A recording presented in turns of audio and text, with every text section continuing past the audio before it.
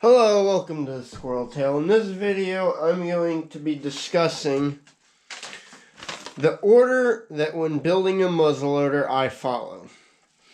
Now, I guess I should define what is building a muzzleloader. Now, I would say pretty much if you're doing work to it, it's not a complete gun, and you're getting a complete gun out of it, that's building. But you do have different levels where you can start. You have some people who are hand forging their own barrels and making their own locks, forging their own lock parts, stuff like that. I'll say if someone's at this level, they don't need this video. And then you also, on the other end, you have kit guns like this Petrosoli Brown Best kit. Or a gun that was built on a kit, where if you see pictures, it was pretty much everything was there. It was just a matter of sanding. What this video is kind of focused on is if you're starting with pre-made, your barrel, your lock, castings like this, and you're starting with a stock blank, that level, or if you're getting one of Dave Tech's builds, and that's what this is here, where the stock is roughed out, the barrel and the ramrod channel is in, and that's it. I'll have a picture of the gun before I start working on it in the video. But yeah, I know that if you want to start building muzzleloaders, where to start is a question a lot of people ask, and I'm going to try to address it. Now, I would say the first thing, now I'm going to assume you're starting with a blank. And now this is not really a how-to. I'm not going to, I would like to do a full series on building a gun from muzzleloader from start to finish like I did with the powder horns. But I will also want to make sure I'm competent enough on all the steps to do that video. So that'll be in the future after I get this gun done. And that'll probably be a video series that'll take up better part of a year. But yeah, the first thing to do is to get your barrel channel. They always say that the gun is, or the barrel is the heart of the gun, and everything else is attached to it to make it shoot, and that is very true. So you want to get your barrel inlet, in your blank, because everything else is located off the barrel. The next thing you want to do is get your ramrod channel cut. Again, that's important because a lot of your other parts are located like off the web, that area between the ramrod channel and the barrel. And also if you end up messing up, that's the highest likelihood is drilling your ramrod channel. So you don't want to have too much work done on the gun before you do that. So that's why it's important to get your ramrod channel in second. I will have a list of these all up when I'm done.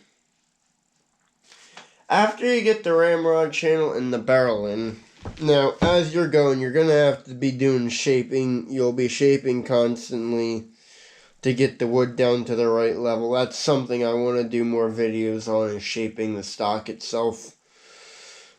And I might do a detailed video on like when you want to take what wood down to what, but that's in the future. But the next thing you want to do is prep and get the lock in. That I think is very important. Because your trigger's located off your lock, your side plate, and in turn your butt plate's also located off the lock. So that is the next thing because of how many things are located off the position of the lock, or the trigger, and the trigger is located off the lock. So I will first do the lock. I'll get that in then. After that, I'll do the tang. Now the reason I do the lock before the tang is that you can get a rough profile of this without the lock, and you're kind of guessing what's going on back here.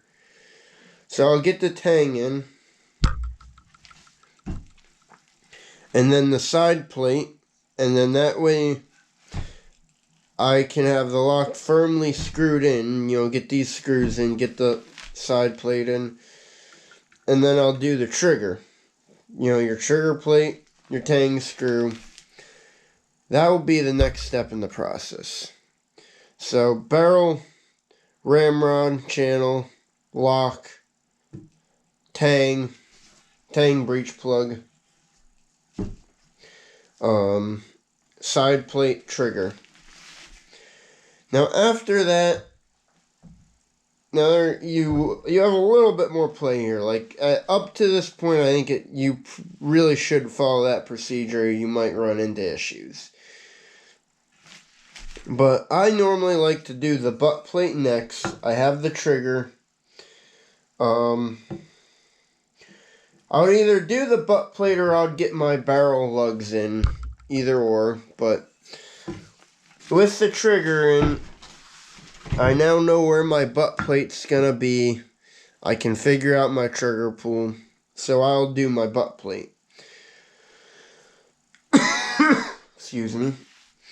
I do that before the trigger guard because when shaping this down, this bottom section, that'll determine where the back of the trigger guard is, but you might not know where that bottom section is going to end up till you have your butt plate. And another thing, and I'm guilty of not doing it, I might do before the butt plate would be the sights. Or if either do them before the butt plate, that way while I'm shaping it, I can look down. Or I'll do them right before final shaping. That's kind of up to you. So, I'm going to say butt plate, sights. And then after that, I'll kind of work my way up. I'll work my way up the gun. I got all the functional parts, because that's the big thing, function before form. So I want to get all the functional bits of the gun done before I make it look pretty. So after I get the butt plate in, I'll do the trigger guard next, and get this area more or less shaped out. And then I'll come up, after the trigger guard, I'll come up and do my ramrod thimbles. And then my nose cap. So, and if I haven't already at that point, I'll do my barrel lugs. You want to do, at least have the barrel lugs marked before you do the ramrod channel, because they're all, you have to figure that out, or vice versa.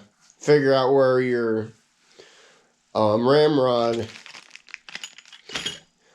pipes are going to go before you do your barrel lugs, because they're going to be competing with each other. So that you want to at least lay them out together.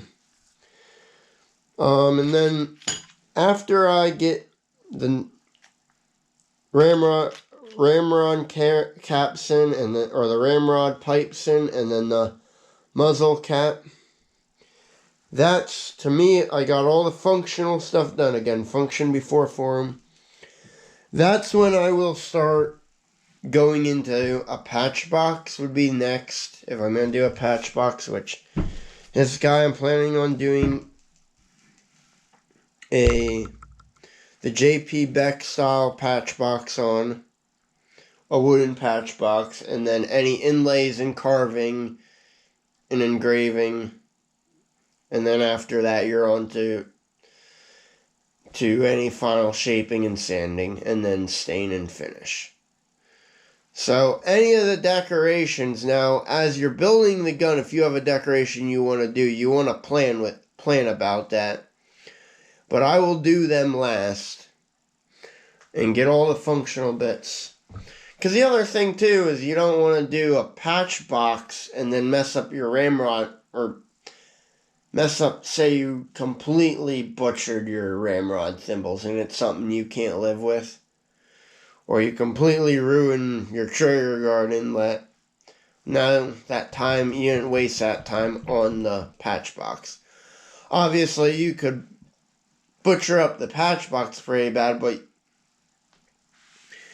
because it's more of a decorative thing, you might be able to do a bigger patch box, or you're going to have a better chance of fixing a patch box than, say, you split the wood while you're doing the ramrod, or doing the trigger guard or something, or split the wood, and I've heard of this happening, you're doing a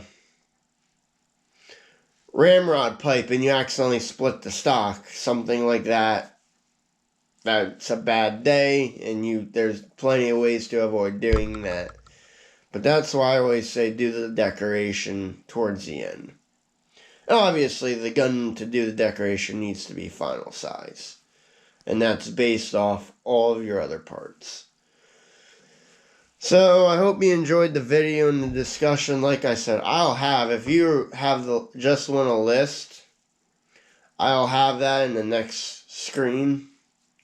So, hope you enjoyed the video. Make sure you like and subscribe, and have a good day.